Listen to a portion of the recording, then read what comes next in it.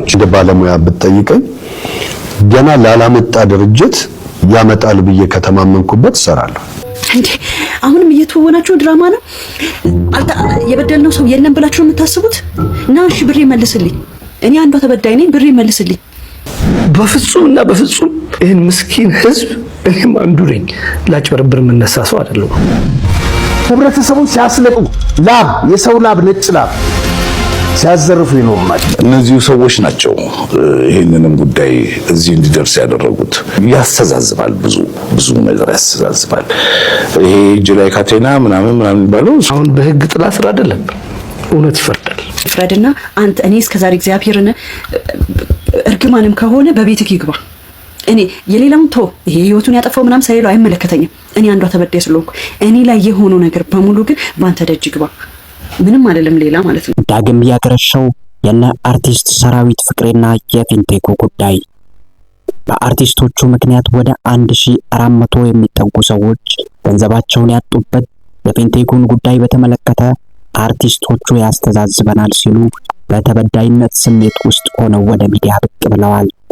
ጉዳዩ በዳይ ወይስ ተበዳይ ለሚዲያ ቀርቦ ጉዳቱን የሚናገረው የሚለውን ጥያቄ ከማስነሳቱን ባሻገር በፊንቴክ ተዘረፍን የሚሉትን ግለሰቦች በንዴት አርቲስቶቹ ላይ እንዲነሱ አድርጓቸዋል። አንተ የበደልነው ሰው የለም ብላችሁ ነው የምታስቡት? እና እሺ ብሬ መልስልኝ። እኔ አንዷ ተበዳይ ነኝ፣ ብሬ መልስልኝ።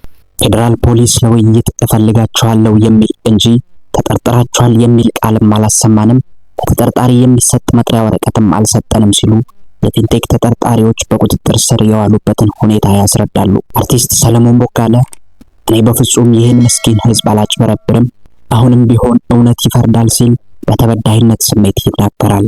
አርቲስት ሰራዊት ፍቅሬ ቂም የያዘባቸው ይመስላል። ይህንን ጉዳይ ለዚህ ደረጃ ያደረሱት እነዚህ ሰዎች ናቸው ሲል በየሶሻል ሚዲያው ሲከሱት የነበሩትን ሰዎች ተቻቸዋል። እነሱ እንደ አዲስ ባይቆሰቁሱት ጉዳዩ ተረስቶ ነበር፣ ገንዘባቸውን ያጡትም ህጉም ዝም ብሎት ነበር እንደማለት ነው ሲሉ የአርቲስት ሰራዊት ፍቅሬን ንግግር አንዳንዶች ይተቻሉ። አርቲስት ዳንኤል ተገኝ እኔ ካመንኩበት አሁንም ቢሆን ማስታወቂያ መስራቴ አይቀሬ ነው ይለናል። ከፊንቴክ ጋር በተገናኘ ከሚሰራበት ኢቢኤስ ጣቢያም ጭምር የተሰናበተው አርቲስት ዳንኤል ተገኝን አምነህበት ከሰራ ንብረታችንን መልስልን የሚሉት አንዳንዶችም አልጠፉም። በአንድ ወቅት በሶሻል ሚዲያ ስሙ አወንታ በርሲሳ ተብሎ የሚጠራውን ግለሰብ በሚዲያው ላይ አቅርቦ በፊንቴክ ላይ ስለተሰማሩት አርቲስቶችና ስለ ፊንቴክ ማንነት ሲያስነግር የነበረው እግረኛው ሚዲያ እንዲሁም በቅርቡ በኮሜዲያን እሸቱ መለሰና በዋልድባ ገዳም አባቶች መካከል በተፈጠረው ግጭት እያጋጨ ነው የሚል ስም ተሰጥቶት የከረመው በፊንቴኩም ጉዳይ የተወቃሽነቱን ድርሻ ይዞታል።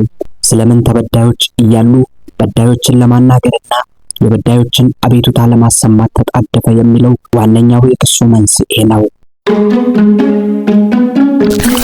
ውድ ተመልካቾቻችን ለዛሬው የነበረንን ፕሮግራም እዚሁ አጠናቀናል።